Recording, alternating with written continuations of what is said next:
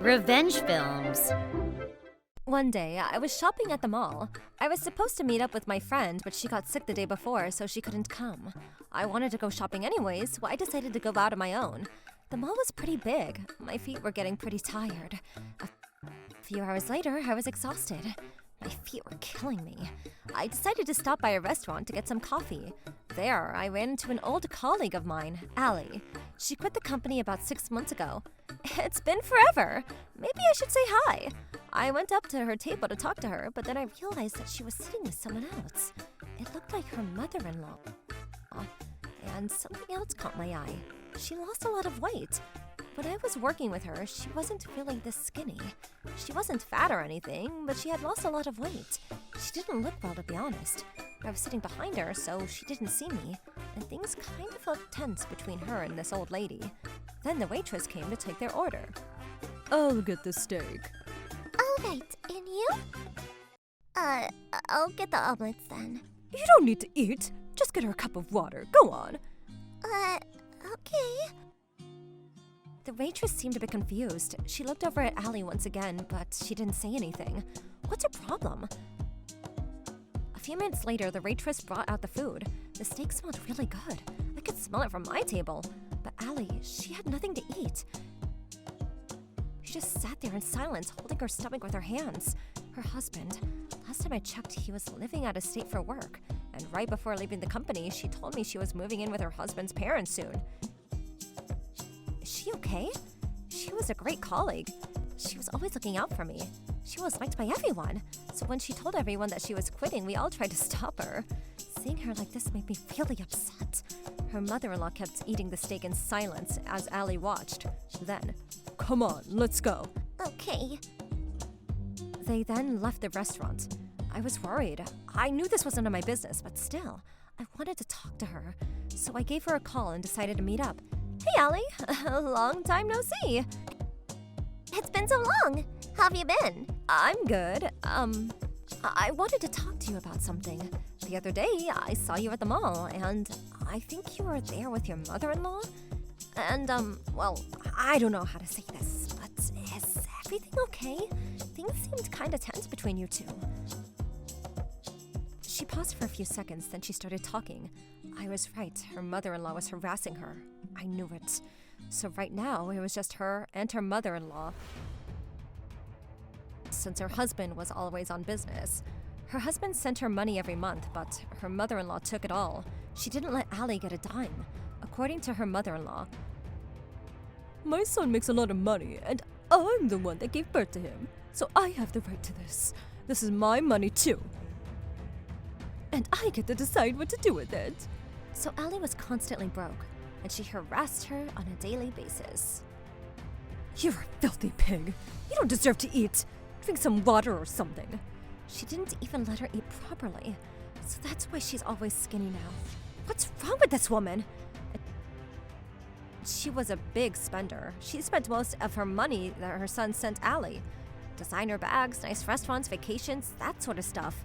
And whenever she ran out of money, Call your husband and tell him to send more money. But tell them you spent it all, not me. Do it. she forced Allie to get more money from her husband. I told her to talk to her husband about it, but she said that it wasn't gonna work. If you say anything to my son, I'm gonna spread all kinds of rumors to you about the neighbors. You hear me? Rumors? Yeah, I'll tell everyone that you're cheating on your husband while he's away on business. And it's my word against yours, so my son will probably believe me over you. Please don't do that. Do as I say, and we won't have a problem. So basically, she was threatening her. And Allie's mom, she raised her single-handedly, but now she was sick. So she spent her money every month. It wasn't much, but it was the least she could do. But her mother-in-law, she threatened to cut that off too if she did anything. So there was nothing she could do. Her husband wasn't going to come back for another year. Allie said that she was going to be fine, but I couldn't just let this slide. So I decided to take action and called my brother for help. My brother worked at the same company as Allie's husband, and my husband was his superior. My husband was actually the one who sent him abroad to work on this big project. Her husband was really good at his job, and my husband liked him very much. So when I told him about all this, he was even more willing to help. He called Allie's husband immediately. Needless to say, he was furious. My husband gave him permission to take a few days off. He flew back home right away to check on Allie. Meanwhile, his mother was harassing Allie as usual. She had no idea her son was coming home that day. Then, What are you doing to her? Look at her! What are you doing here? I thought you were working. My boss told me about everything. You're the one who asked us to move in with you because you didn't want to be alone. What's wrong with you, huh? Look, hold on. This whole thing is a misunderstanding. How so, huh? Why isn't she eating? Stop trying to make excuses.